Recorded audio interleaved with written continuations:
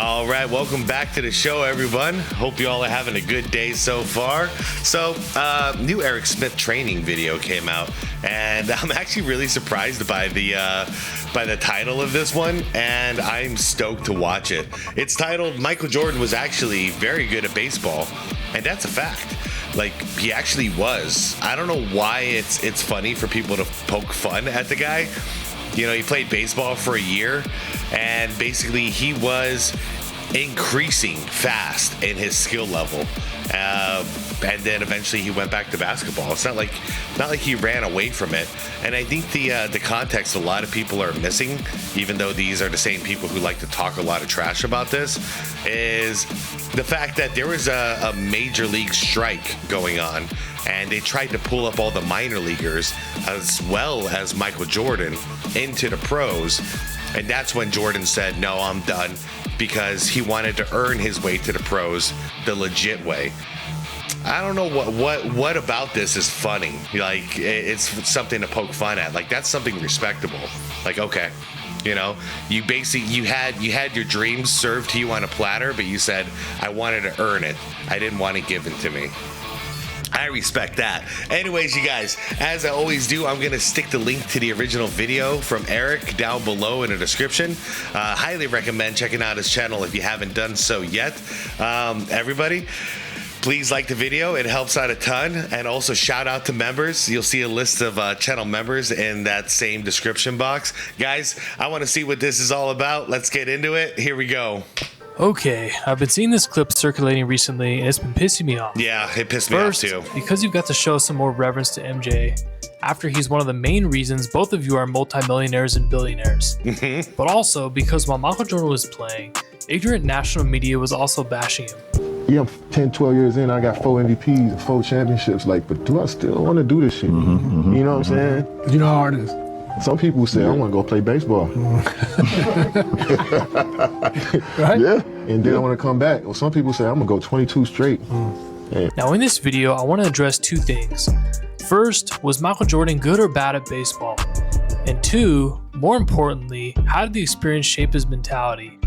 Now, to the claim that many have made that Michael Jordan was bad at baseball, quick disclaimer about myself. I played varsity basketball, baseball, and volleyball in high school. Nice. My main focus was baseball at the time. I can tell you unequivocally from my personal perspective that baseball is by far the hardest major sport to play of any sport. A 3 out of 10 success rate in hitting is considered outstanding. There are in fact hundreds of Major League Baseball players right now hitting under 250. Crazy. And getting regular playing time in MLB.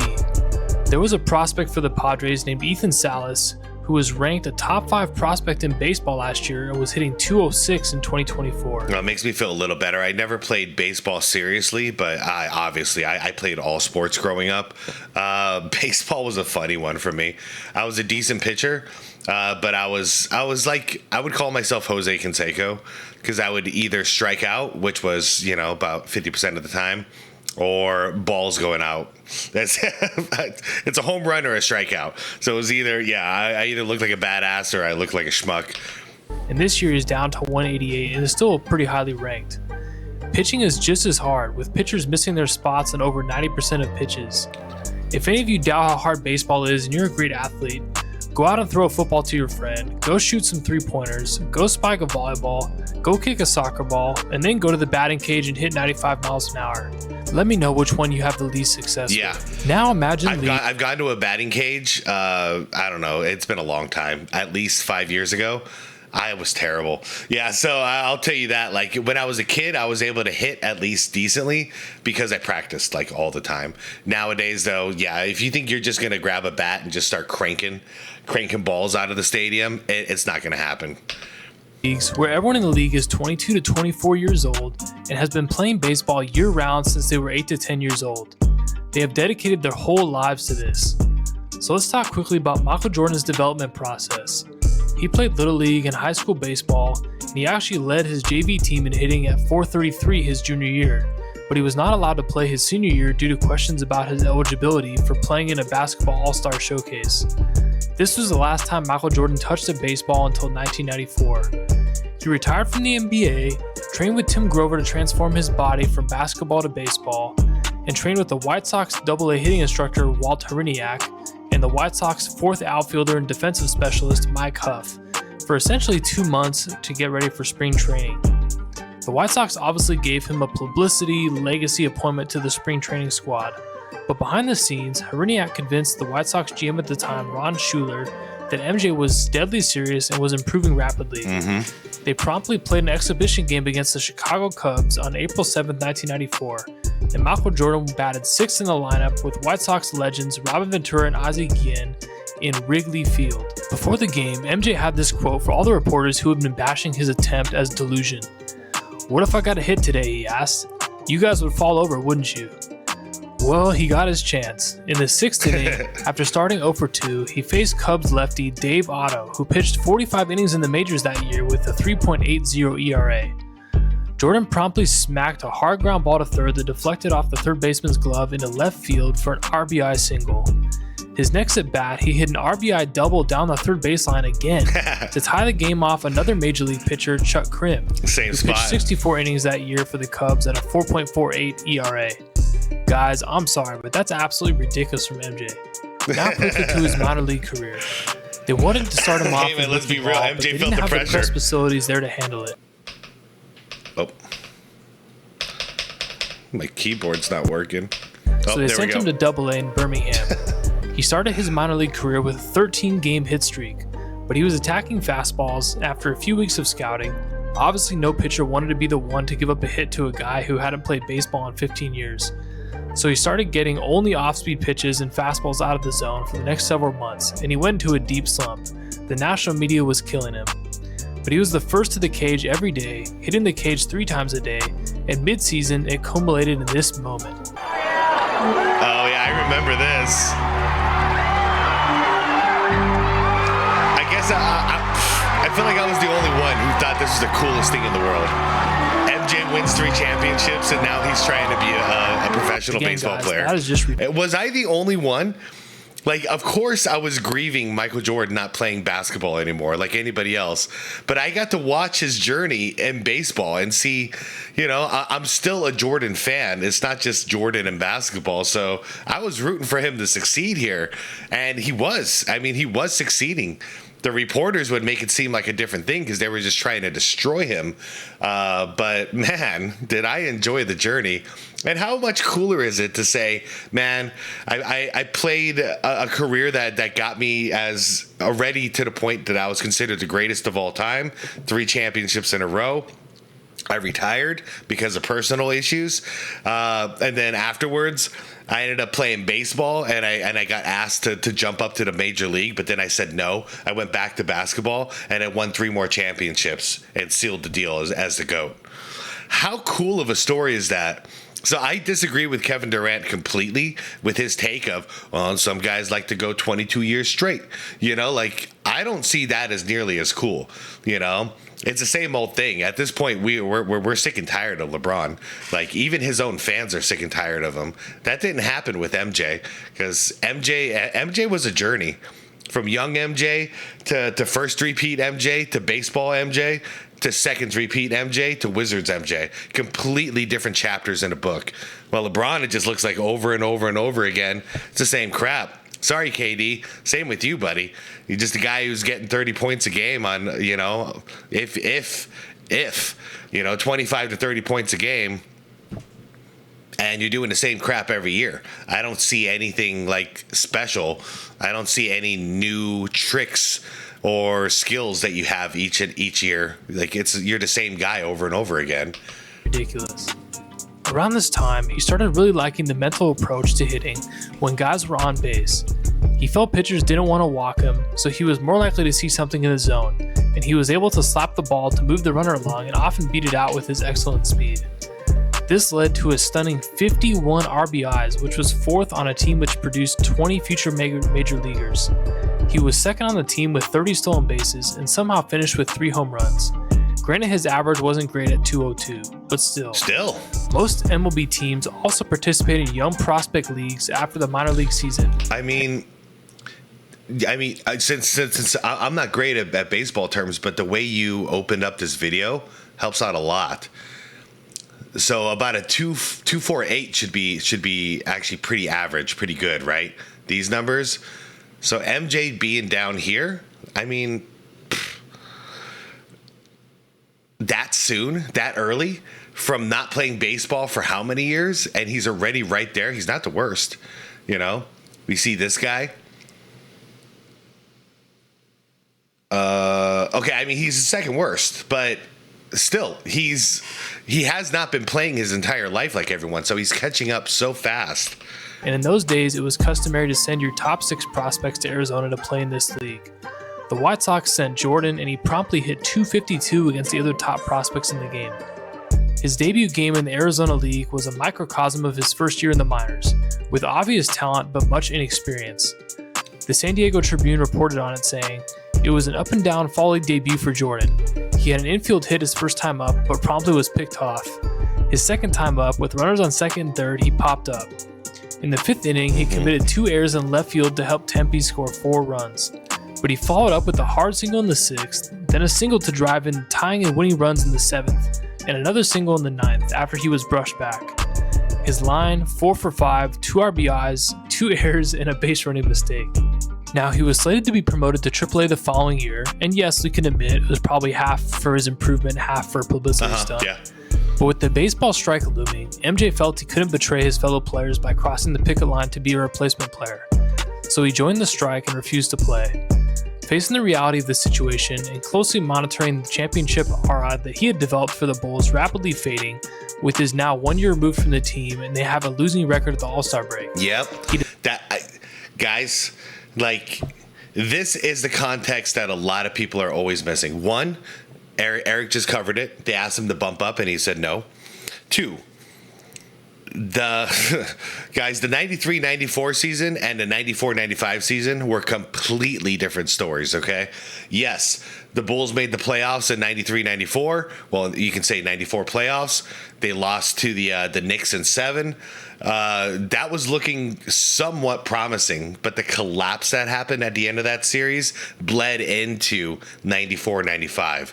Yes, at this point, at the All-Star break, the Bulls had a losing record, okay? So it was different. Jordan, and I've seen Jordan talk about it now. Actually, I've read articles where he said clearly he felt really bad for Scotty because he felt like he abandoned his brother. So he wanted to go back and help him because he kind of realized that he left the burden of leadership onto Scotty, and Scotty never had to do that before in his career. And he saw that it was taking a toll on him, so he wanted to go back and help his brother. And this was a perfect time with all the strikes and that stuff going on in baseball. Like, MJ didn't get involved to be a part of this. You know, he just wanted to play baseball and see how far he can go. But with all this nonsense going on, it's like, well, I guess it's a good opportunity to come back and help my brother. He decided to end the baseball journey and return to the NBA. I remember one night watching the game, and they were up 6 or 7, and Michael said the way the game was going, he goes, "They're not going to win." Yeah.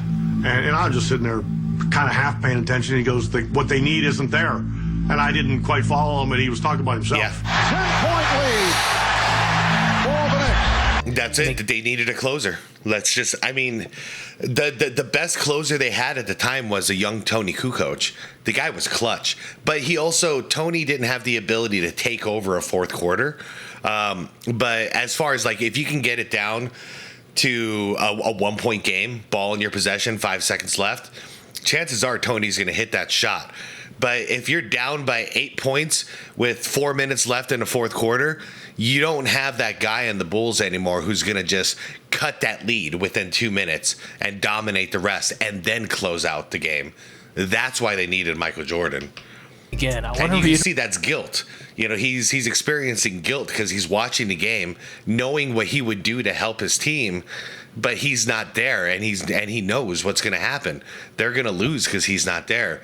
He's watching that, and not in a joyful way, enjoying the game, in a way of going, look what I've done. Look what I've done to my guys. You know, they need me, and I'm not there for them. So he came back. To those of you who continue to propagate the myth that the Bulls did amazing without Michael Jordan. Yes, they had a good first year with, as Steve Kerr said, we enjoyed the relaxed vibes without MJ, but still had the championship standards he had put in place. It wasn't the previous season where We had the residual effect of the championships and the foundation and the core group. We were kind of a mess the next year. We weren't that good. So when Michael came back, it gave us new life. It's like, wait a second, we can do this again. That second year, they were only 3 games above 500 when MJ returned, and they went 13-4 with him in the lineup, climbing to the 5th seed before losing to the Orlando Magic. That turnaround is insane. Went 13-4 once he came back. All of a sudden, they're back in championship position. MJ scoring 37 or 27 a game. I mean, we all know. I know because I watched every single game and I saw the difference in his body. He had a baseball body still, you guys. It takes a while to transform your body from one sport to another, and he had a baseball body. Not much jumping going on in baseball like that. So completely different set of also conditioning.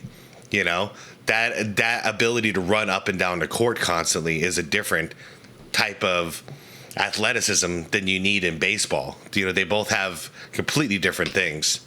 So to answer the question, was Michael Jordan good or bad at baseball? I'll let Terry Francona, his manager, share his opinion. I can't believe he actually hit 202 and he drove in 50 runs. We had a lot of good prospects that didn't drive in 50 runs. In my opinion, with 1,500 at-bats, he'd have found a way to get to the major league. 1,500 at-bats, yeah. And here's what Jerry Reinsdorf, Chicago Bulls and White Sox owner, felt. He last played baseball in high school at 17, and at the age of 31, he was playing in AA. We should have started him in A-ball, but the press accommodations weren't adequate. So 14 years later, he competed in AA and hit over 250 in the Arizona Fall League. If he had played another year, I really believe he would have made the major leagues. That's just absolutely crazy, guys. So I hope that debate is settled, that he turned himself into a legitimate low-level minor league baseball player with potential major league upside. And he did it in a year. To the part of the story that I love on this channel, what it did to his mentality. Now, in case any of you didn't watch The Last Dance, the main 2 reasons that Michael Jordan left the NBA and tried baseball in 1994 was that he felt sick and tired of being the most popular and sought-after athlete in history, and he wanted more time out of the limelight. The other reason was his father, who was a semi-pro baseball player in his day and absolutely loved the sport, and he really wanted MJ to try it. He unfortunately was murdered by 2 armed robbers earlier that year. So I really want to focus on these 2 reasons and the mental growth that MJ had through this process. In 1993, he wins back-to-back championships, an Olympic gold medal, and he has already been crowned by everyone at the time as the greatest basketball player that ever lived. He has summited all his challenges, he has nothing left to prove, and he has lost the motivation because there was nothing left to chase. And he was really adamant on winning 3 in a row. It was a really big deal to him because he said it. Bird never did it. Magic never did it. Isaiah never did it. So it was like, this was a huge deal. And him doing that, in his mind, was enough to say, I'm the best. I'm the best. I'm done. Time to go do something else and try to be the best at that. When you're the best at something for so long, you start to forget about the processes and steps to get there. Yeah. I'm sure you all have experienced this at some point in your life. Losing patience with your child for not picking up potty training quicker, or as a coach or teammate not understanding why a younger player isn't picking up a fundamental quicker. We become so detached from the process that we went through ourselves that we lose perspective and empathy for those coming through that same process. Michael Jordan was so wrapped up in excellence, he had lost all patience for those around him who were still on their journey to being the best they could be. In a sport like baseball, in which failure is such a common occurrence, it really humbled him, and he saw what it was like to just be one of the guys. He saw that despite being the hardest worker on the team, he could still have the worst game on the team. And despite this, his teammates remained supportive and treated him like one of the guys. He really enjoyed this camaraderie and really opened up his eyes to team dynamics and patience. He has talked about the fact that this radically changed his mentality upon returning to the NBA with many new teammates on the Bulls. He realized that the real motivation and pursuit in sports was about perfecting your craft. In The Last Dance, he referred to it as craftsmanship. He talked about how the 1998 championship might have been his favorite because of how he was able to use his mind as well as his body. Yeah, I remember. So in this sense, I think the baseball experience really helped him and gave him great perspective. Like I said, this can also really apply to us as well. If you guys find yourself losing patience with people you're trying to teach and improve, remember, you are one day in their place working on your own journey. The last part that was really beautiful of Michael Jordan's decision was honoring the dream of his father. My father kept kind of hinting towards me playing baseball. Stop playing basketball. Why don't you give your baseball a shot? Because that's what he actually got me started playing. When I was 6 years old, I played baseball, and he felt that I could play baseball and do it with the same conviction and attitude that I played basketball. Every day, the first person there before the sun would be Jordan. And he was there because he wasn't good. He would work with a batting instructor and work all day long and be the last person to leave every night also. The worst thing that can happen is it doesn't pan out the way that you envision it. But at least you know that by giving it a shot. Yep. I mean, it's a lesson in life, everybody. Don't be afraid of failing. You want something, go for it. The worst thing that can happen is it doesn't work out. At least you tried, though. The worst thing, in my opinion, in life, and we've all had to live with some of these, is not trying. Wanting something so bad, but not trying, and then the window closes. That's the worst thing that can happen to you. I'd much rather try something, find out it didn't work out, or I'm not good at it, or whatever the situation may be, and then move on to something else. But you get closure that way. People were basically saying that I didn't have no reason being in the sport, and I was degrading the sport. When those negative things started to happen, the only thing I wish my father was there to give me the positive reinforcements that I needed. Yeah. As we talked about in the last video when we're discussing what you are playing for, one of the first things that comes up is family. Now, in today's day and age in professional sports, oftentimes people are chasing individual accolades and glory. Yep. While these Clout last and money. for a while, eventually, the legacy that really matters is what you are to those closest to you. Michael Jordan was being pulled and influenced every which way, but in the end, he wanted to do something to honor his father, who was his best friend. It made him happy, it helped him cope with a tough situation, and in the end, ended up being a blessing to his basketball mindset as well. So as I said before, guys, find your why first before you go off chasing individual accolades and money, because in the end, that is what will sustain you. Thank you guys for watching. Man. I'm going to be starting a membership for this channel before the next video, hopefully. Do it. So that I can connect and get to know more of you guys. I'll discuss that more in the next one. Hopefully you guys enjoy it. Much love. You're gonna love that, dude. It becomes like long, ongoing conversations each day with the same people in the member section. It is such a cool thing. Bonus You clips. think about the consequences, pro or con. You make the right decisions that you feel is the right decision. Now, all the decisions I made, other people may view to be not the right decisions from their perspective. Yep. But for me to go play baseball, and everybody says, "Oh, it was a failed opportunity to play baseball." You know, that's what they think. For me, it was the best thing that could have happened for me because it allowed me to go back to the game with a stronger passion. At the same time, I was able to understand the love that these minor league baseball players have. I asked him what it was like for him in the morning, and Jordan said, I get up before the sun comes up, and I make myself some breakfast by myself. He was down there alone. And I get in the car, and I'm driving to spring training, and there's no one really out on the roads yet. Mm-hmm. And I look at the seat next to me, and I see my dad. Oh, man. And I talk to him. I think to myself, Pops, we're doing this. We're doing this together. Wow. And the day would end, and he would say to the batting instructor, can we do a little more? I think I'm getting this. I think I'm learning this. I think I'm getting this. And that's when Sports Illustrated put him on the cover, saying that Michael Jordan has embarrassed baseball. Jeez. And as I would watch him there every night as the sun was going down and the other ball players had left, and I would see this guy working to get better, Michael Jordan working to get better, I couldn't help thinking that if you ever have children, you ought to pray that they grow up someday to embarrass you like this. Right. Michael Jordan. Wow. I've never heard this.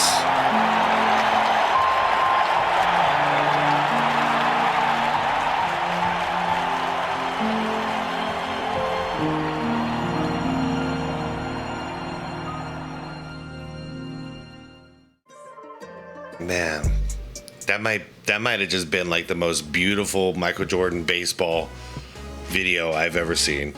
Dang, man. Can you imagine? Like, the reason that it pissed me off back then, and it pisses me off now, when people make fun of Jordan for playing baseball for that year and a half or whatever that was, about a year and a half. Can you imagine you yourself, you are grieving the loss of the most important person in your life. In this case, it was Michael Jordan's father. Best friend, father figure, you know, like biggest supporter, all of that, you know? They loved hanging out. They loved doing stuff together. You lose that person and you're grieving. Like you're devastated. And you're trying to honor his legacy by doing the thing he was saying, I would like you to do this before it's too late. So you go. And the amount of sacrifice you have to make to do this. You're the king of sports at this point. The biggest athlete of all time right now. And you walk away from the sport that made you great. You go to play baseball to go honor that the person that you lost, that you're grieving over, and everyone starts clowning you. Everyone starts throwing shit at you, starts saying shit about you, you know, saying you're a disgrace, all of these things. What a sick fucking world we live in, you know? And then you fast forward 30 years, which is now, and you got Kevin Durant and freaking LeBron James, and then Nash being a yes guy, all laughing at the idea that he went to go play baseball. How fucking dare you? Like how dare you laugh at somebody grieving over the most important person in their life after losing them in a terrible way. They were murdered. Didn't pass away slowly, didn't get a chance to say goodbye, none of it. None of it. And everybody wants to clown you for respecting that person that you lost. I just think it's a sick world, you guys. Like, anytime I think I see we're making steps of progress, I see just innately, somehow, there's a part of humanity that is just disgusting. I don't understand. And I really think it has a lot to do with just egos, you know, because there's no reason to take a jab at Jordan in baseball unless you're insecure about your own legacy. LeBron, KD, you know, I know you guys are insecure about your legacies. And that's just sad. It's sad because you feel less than. You have to try to smash down somebody who is actually greater than you, you know, and live life their own way, the way they wanted to. Anyways, you guys, I'm out. That was a beautiful video, you guys. I'm gonna blow your mind real quick. This video has 431 views. That's a crime. That is absolutely just terrible. Guys, if anything, just go over there. The link is in the description. Unless you thought this video was terrible, but I thought this was an amazing video. So if you feel the same way, the link is down below in the description. Go over there, shoot him a like, throw him a comment, say what's up. Just let him know he's doing a great job. Because I don't want this channel to go away, y'all. I don't at all. And I know my views have been a little bit down this month. It's summer. It is what it is. But 431 views for this is just, no excuse for that. No excuse, YouTube. I don't know what you're doing. You got to push this video more, man, YouTube. Anyways, guys, I am out of here. Please go and do that if it makes sense to you and you want to do it. It's just a request. Guys, like the video, subscribe to the channel if you want more content like this. Sorry for getting a little emotional at the end there, but hey, I mean, by the time, if you guys aren't 43 like I am yet, you'll have experiences in your life like this that you'll want to honor the legacy of somebody you love in your own way, in the way that would make sense to the person that you lost. Not in your way, not in a way that somebody else tells you to do it, but in a way that makes sense to them. You know, hell, the very room I'm recording these videos in, these reactions, it was because I lost my best bud during COVID. He got COVID. He died on a respirator. A terrible, tragic story. Never got to say goodbye. It happened so sudden. And the thing is the room I'm in right now, my office room essentially, he helped me build by hand. When I moved in here, like this was a room we were gonna do YouTube or like streaming or whatever. We hadn't quite figured it out yet. We were gonna do that together, and then he was gone. And I'll tell you what, for the next couple of years after I lost him, I didn't wanna keep pushing towards that goal. But then eventually, here I am, and you know, I think he'd be proud. He'd be proud. I saw the vision through. Wherever this leads now doesn't matter as much to me because we broke through in a way, you know? And he might not be physically with me anymore, but I look over to my right, which was his station, because I have 2 stations here. One was going to be for me, one was going to be for him. And every time I look over to my right, I still see the guy. Anyways, I'm out. Be water, my friends.